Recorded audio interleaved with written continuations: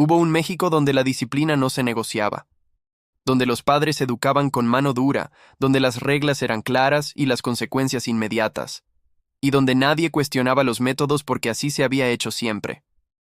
No estamos hablando de abuso, aunque a veces la línea era delgada. Estamos hablando de una forma de criar que hoy parece impensable, pero que entre los años 60 y 90 era simplemente la norma. Esos métodos marcaron generaciones enteras. Nos formaron, nos endurecieron y nos dejaron cicatrices que algunos todavía cargan. Si alguna vez recibiste un coscorrón por contestar mal, si te mandaron a traer la vara con la que te iban a pegar, o si aún recuerdas el miedo de escuchar «Espérate a que llegue tu papá», este lugar es para ti. Aquí en México al Día recordamos cómo era crecer en ese México donde la disciplina era estricta, directa y sin explicaciones. Porque esas experiencias, para bien o para mal, nos hicieron quienes somos. Y merecen ser recordadas, no para glorificarlas, sino para entenderlas. El cinturón. Ese era el rey indiscutible de la disciplina mexicana. Cada papá tenía el suyo. Algunos lo llevaban puesto siempre, otros lo guardaban colgado en un lugar visible como advertencia constante. Cuando te portabas mal, tu papá se quitaba el cinturón despacio, lo doblaba en dos y lo tronaba en el aire. Ese sonido era suficiente para que te temblaran las piernas. A veces ni siquiera te pegaban. Solo con el sonido ya entendías el mensaje. Pero otras veces sí llegaban los cintaronazos. En las piernas, en las nalgas, en la espalda si estabas corriendo. Y dolía. Dolía físicamente, pero también dolía en el orgullo, porque te estaban tratando como a un animal que necesitaba ser domado. Los niños de esa época crecimos con miedo al cinturón, y ese miedo nos hacía obedecer. Pero también nos hacía resentidos, asustados, distantes de nuestros padres. ¿Cuántos de ustedes todavía sienten algo en el estómago cuando ven un cinturón colgado? La chancla voladora. Esa era especialidad de las mamás mexicanas. Y no cualquier mamá, la tuya tenía una puntería legendaria. Podías estar a 5 metros de distancia, corriendo, esquivando, y la chancla te alcanzaba, en la cabeza, en la espalda, en las piernas. Y cuando la chancla volaba, sabías que habías cruzado la línea. Porque las mamás mexicanas tenían paciencia, pero cuando se les acababa, la chancla salía disparada. Y no importaba si estabas en la sala, en el patio o en la calle con tus amigos. La chancla te encontraba. Era como un misil teledirigido. Y después de recibir el impacto, tenías que recogerla y devolvérsela. Esa era la parte más humillante. Regresar la chancla con la que te acababan de pegar. Los niños de los 60, 70, 80 y 90 crecimos con un respeto profundo por las chanclas de nuestras mamás. Y hasta el día de hoy, muchos adultos brincan cuando ven una chancla volar, aunque sea en broma, arrodillarse en el maíz o en el arroz. Este castigo era pura tortura disfrazada de disciplina. Te hacían arrodillar sobre granos de maíz seco o arroz crudo durante media hora, una hora, a veces más. Al principio no dolía tanto, pero después de unos minutos, los granos se te enterraban en las rodillas. La piel se te marcaba. El dolor se volvía insoportable. Y no podías moverte, no podías quejarte, porque si lo hacías te agregaban más tiempo. Este castigo era común en casas y escuelas. Las monjas lo usaban mucho, los maestros también, y los papás lo aplicaban en casa cuando el crimen era grave. Contestar mal, no hacer la tarea, romper algo valioso.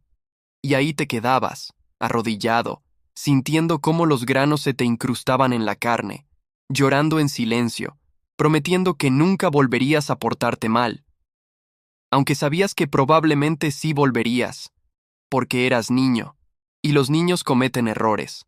La vara o la rama de árbol.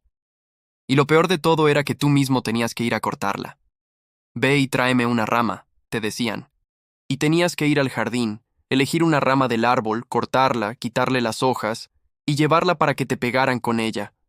Era psicológico. Te hacían cómplice de tu propio castigo. Y mientras elegías la rama pensabas, si la traigo muy delgada, me van a mandar por otra. Si la traigo muy gruesa, me va a doler más. Así que elegías una intermedia y caminabas de regreso como si llevaras tu propia sentencia. Los varazos dolían diferente al cinturón. Eran más agudos, más precisos. Dejaban marcas rojas que duraban días, y cada vez que veías esas marcas recordabas por qué no debías volver a hacer lo que hiciste.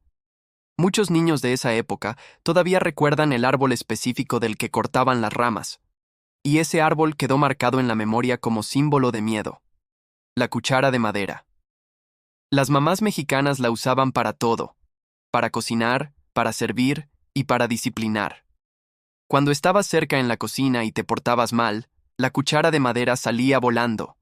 Un golpe seco en la cabeza, en las manos, en donde cayera. No era tan doloroso como el cinturón o la vara, pero el mensaje era claro, y lo peor era que después de pegarte con ella, la volvían a usar para cocinar, como si nada, como si esa misma cuchara que te acababa de golpear ahora estuviera revolviendo los frijoles que ibas a comer.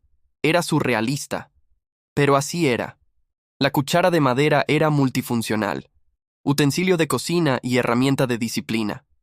Y todas las mamás tenían una. Pararse en la esquina mirando la pared.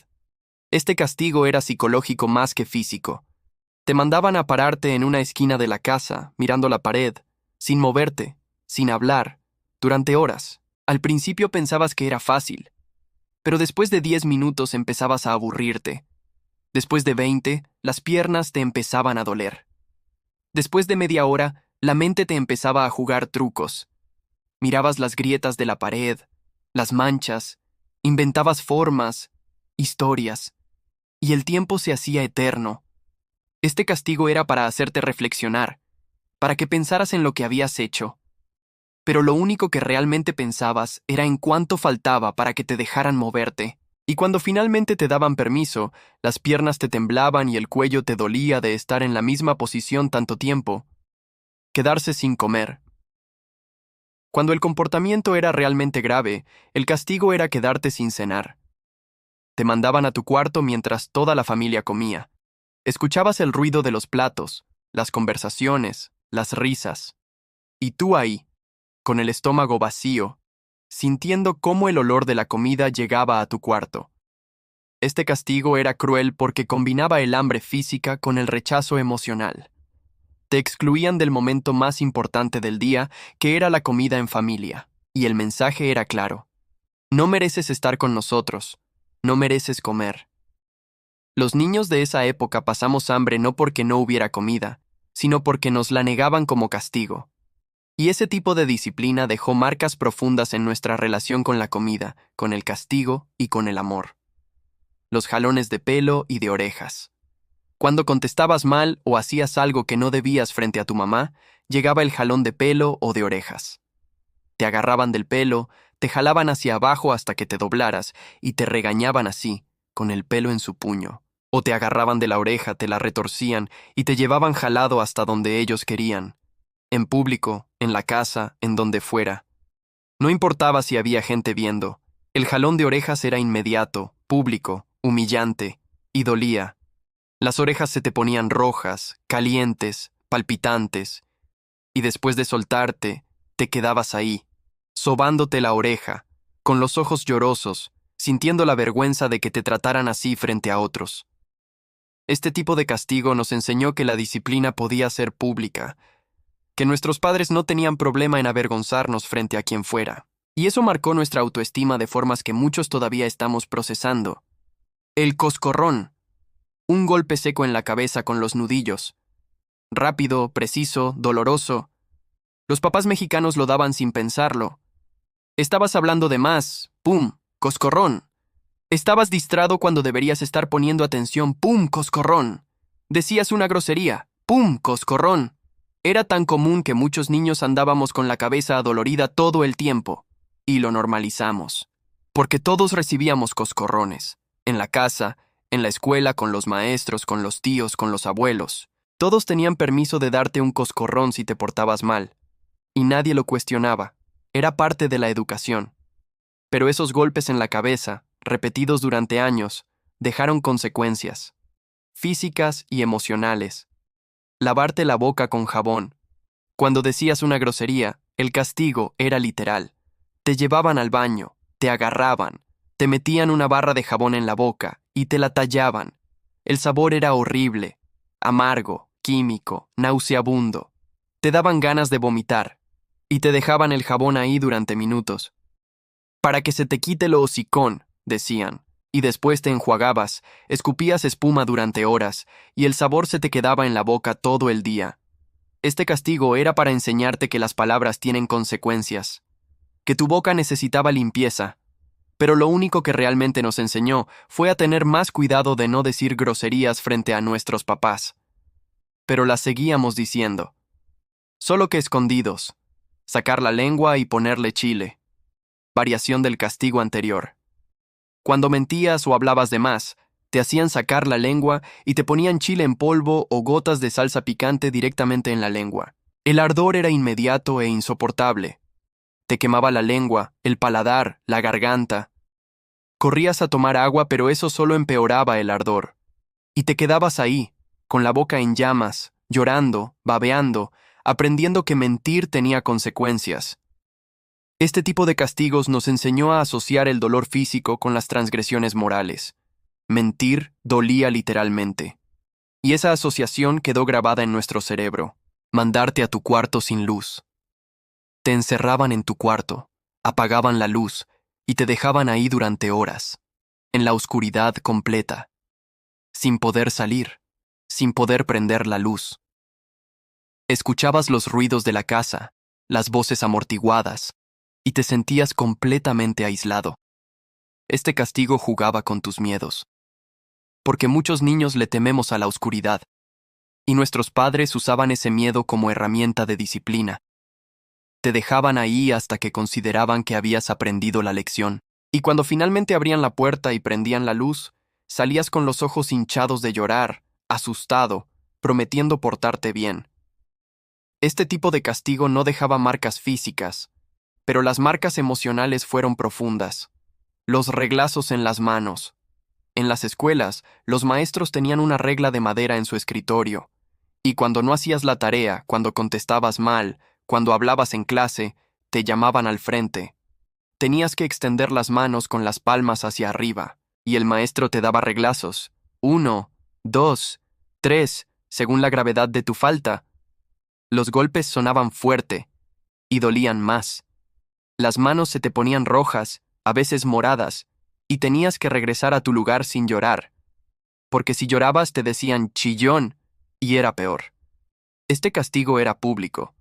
Toda la clase veía cómo te pegaban, y eso era parte de la disciplina. Humillarte frente a tus compañeros para que aprendieras, para que los demás también aprendieran. El miedo se transmitía de niño en niño, y todos nos portábamos bien no porque quisiéramos, sino porque teníamos miedo. Ponerte de rodillas con los brazos en alto, a veces cargando libros pesados en las manos extendidas. Este castigo combinaba dolor físico con agotamiento. Los brazos empezaban a temblar después de unos minutos. Los libros se volvían cada vez más pesados. Las rodillas te dolían contra el piso, y no podías bajar los brazos, porque si los bajabas te agregaban más tiempo. Este castigo era común en escuelas católicas. Las monjas lo usaban mucho. Y los niños que se formaron en esas escuelas todavía recuerdan el dolor en los hombros, el temblor en los brazos, las lágrimas que caían sin permiso. Era un castigo diseñado para quebrar tu voluntad, para enseñarte obediencia absoluta. La mirada. No siempre era necesario el golpe. A veces bastaba con la mirada. Esa mirada que tu mamá o tu papá te daban cuando estabas a punto de hacer algo que no debías. Una mirada de advertencia, de amenaza silenciosa. Y tú sabías exactamente lo que significaba. Sabías que si continuabas, vendrían las consecuencias. Y esa mirada era suficiente para detenerte en seco. Los niños de esa época desarrollamos una sensibilidad extrema a las expresiones faciales de nuestros padres. Aprendimos a leer su estado de ánimo en sus ojos, en su postura, en su respiración, porque teníamos que estar siempre alerta, siempre anticipando, siempre evitando el castigo, y eso nos volvió hipervigilantes, ansiosos, incapaces de relajarnos completamente. Espérate a que llegue tu papá. Esta frase era una sentencia de muerte psicológica. Tu mamá no te castigaba en el momento. Solo decía esas 5 palabras. Y tú sabías que estabas condenado. Pasaban horas esperando a que tu papá llegara del trabajo. Y durante esas horas vivías en agonía, imaginando lo que vendría, ensayando disculpas, rezando para que tu mamá se olvidara. Pero no se olvidaba, y cuando tu papá llegaba, lo primero que escuchabas era: tu hijo hizo esto y aquello, y ahí empezaba el castigo. Este método era cruel, porque prolongaba el sufrimiento. No era solo el castigo físico, era la espera, la anticipación, el miedo acumulado durante horas, y eso dejaba marcas más profundas que cualquier golpe. Los apodos humillantes. Algunos padres usaban palabras como castigo, te llamaban burro, inútil, bueno para nada. Cuando no entendías algo en la escuela, cuando rompías algo, cuando no cumplías con sus expectativas. Y esas palabras dolían más que cualquier golpe, porque un moretón se cura, pero las palabras se quedan, se instalan en tu cabeza, se convierten en la voz interior que te acompaña toda la vida. Los niños de esa época crecimos creyendo que éramos lo que nuestros padres nos decían. Si te llamaban tonto suficientes veces, empezabas a creerte tonto. Y esa creencia limitaba todo lo que intentabas hacer. Este tipo de disciplina verbal no era vista como abuso, era vista como motivación, como una forma de hacerte reaccionar. Pero lo único que causaba era baja autoestima, inseguridad y una relación tóxica con el concepto de valía personal. Los pellizcos, especialmente en público, donde los padres no podían gritar o pegar abiertamente. Te agarraban del brazo, del muslo, de la cintura y te pellizcaban con fuerza.